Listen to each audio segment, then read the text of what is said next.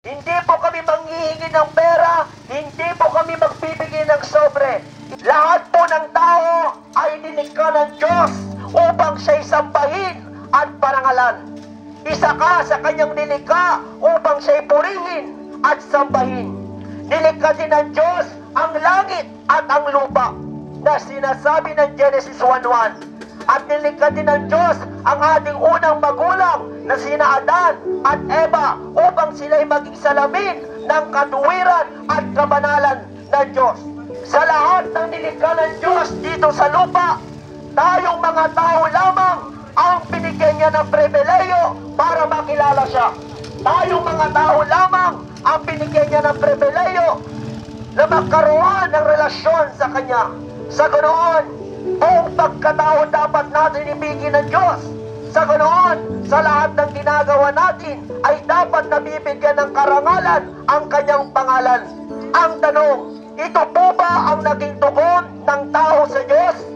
Hindi, sapagkat tayo pong lahat ay lumabastangan at hindi nagpasakop sa paghahari ng Diyos. Sa simula't simula pa, ibinigay na ng Diyos ang lahat ng kailangan ng tao. Pero sa kabila noon, pinili pa rin ng tao ang lumabastangan sa Diyos.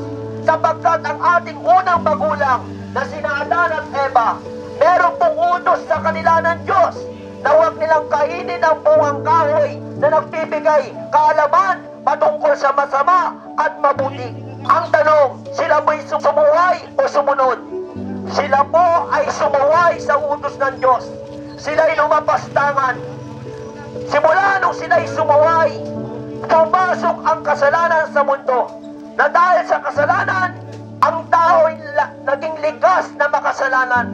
Na sinasabi ng Roma 3 verse 23, ang lahat ay nagkasala.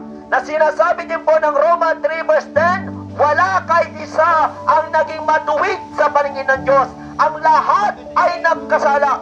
Simula nung nagkasala si Eva at Adan, simula noon ang lahat ng lalaking babae ay likas na makasalanan.